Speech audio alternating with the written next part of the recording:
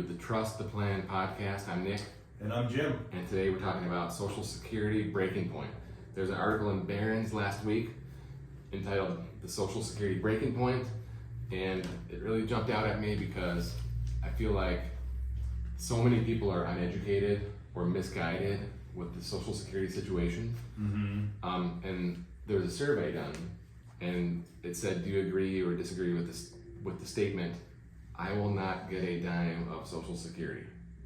Right, so do you think that you'll get a dime? I do think I'll get a dime. Okay. Yeah. I think I'll get a dime. Preston? Yeah.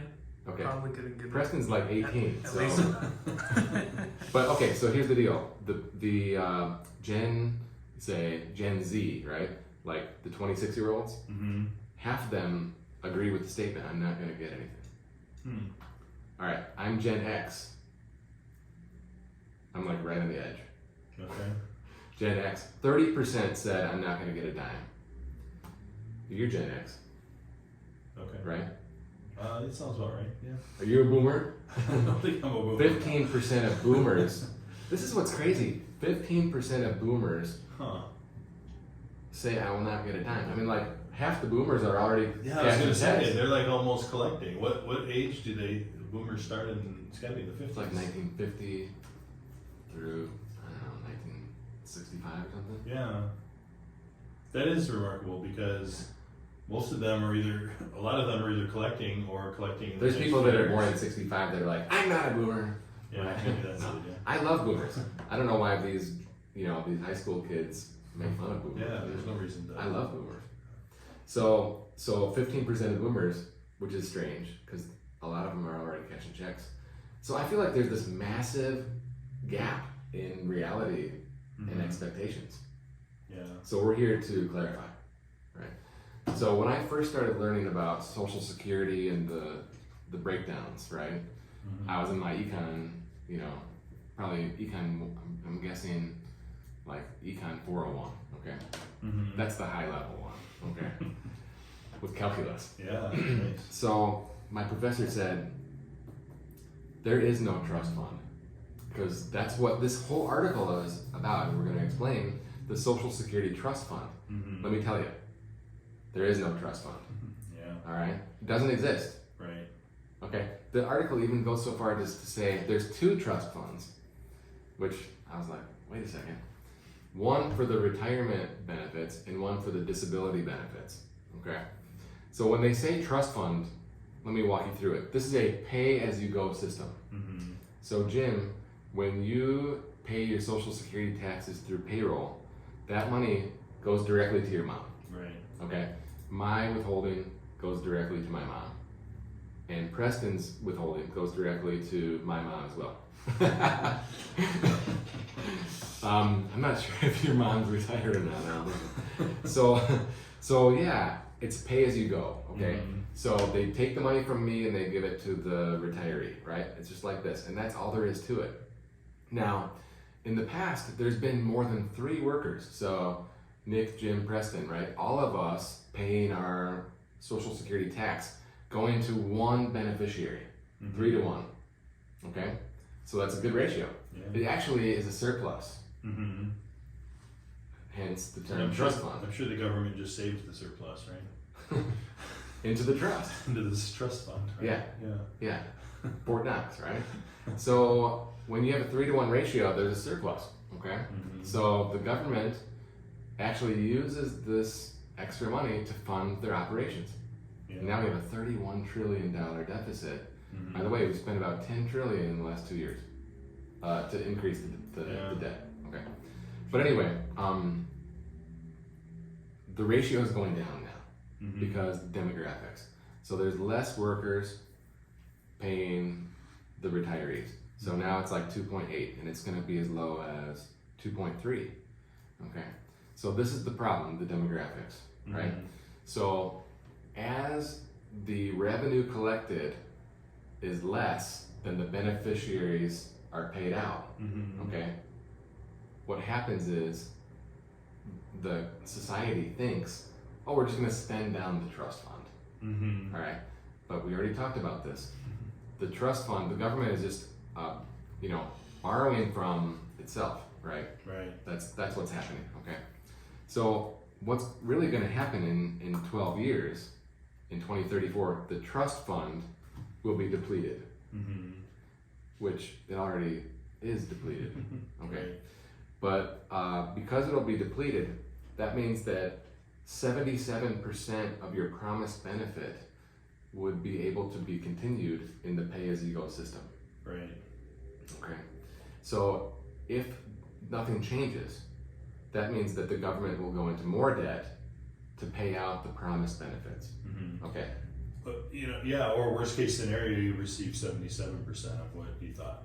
Yeah, and I don't think there's any political will today Yeah. to address the problem. Right. Okay.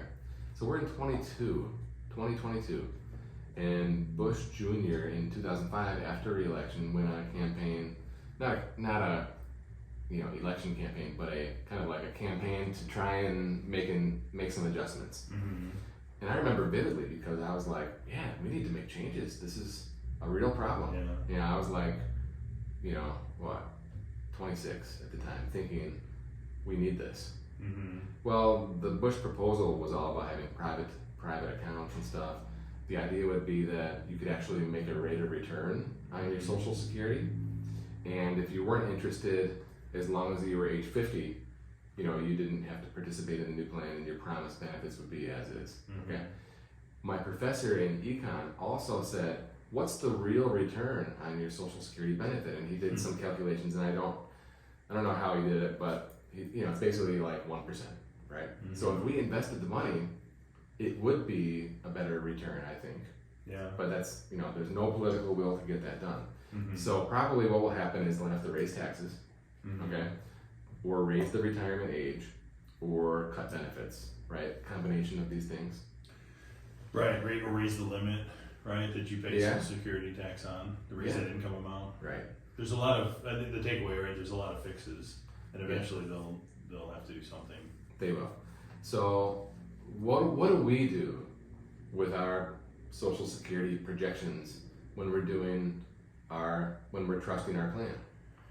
Yeah, I mean, again, with our, our thinking about planning and wanting to be conservative with those assumptions and making sure they're realistic. If you are young and you would be eligible for Social Security after that 2034 date, we will reduce that benefit amount by 75%, or to 75%, by just to make sure that we're making it realistic and we're not, assuming that more is going to be there than actually will be there at this point. Yeah, totally agree. I think that's a reasonable way to look at it, and if the projections hold as is, then that's gravy, right? But I think if you're in your 40s right now, it's a prudent thing to do is to assume that you'll have a cut. Yeah, absolutely. I think it's a prudent thing to assume that it will be there, but it's also a prudent thing to maybe save like it won't be, right? Yes. And then that you'll. Yeah. If your plan works without a Social Security benefit, you can trust that plan. Yeah, All right? that is definitely one you can trust. That's right. People are like, these guys, Okay, so one other thing that was in the article was that, and this is pure speculation, right? They said, if something were to be changed, probably someone who's age 45 is okay. Like they'd be grandfathered. And I got really excited for a second because remember in 2005, Bush said if you're over 50, you're cool, right? And I'm like, I only have 2 more years, right? Reach 45.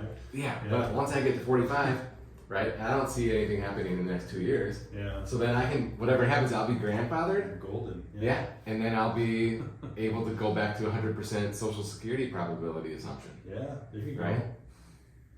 What a day that'll be. I know. Preston's in big trouble though. He did think that he's gonna get a dime, but he didn't say how many dimes, right? Yeah. Okay, one last thing in closing. There is a quote. I don't have the attribution for the quote, but the guy said, "Think of Social Security as a house that was built in 1935, right? Which is kind of when Social Security came out. Okay. It's structurally sound. It's not gonna fall down, but the plumbing's a mess, right? I mean, the electrical, the plumbing. Yeah. We need a lot of Needs remodeling. to be updated a little Yeah, bit. and that's not cheap, No. especially with this inflation Yeah, for sure. and trying to find the workers that don't want to work. You know. Yeah. Right. A lot of challenges, but Yeah. you know, to your point, you know, educating people away from the fear that they're going to be left high and dry. Yeah, main takeaway, I would say two things. There's no trust fund, like forget about that. Please stop writing articles about it. Right? Yeah. Seriously. And then secondly, you know, don't assume that it won't be there.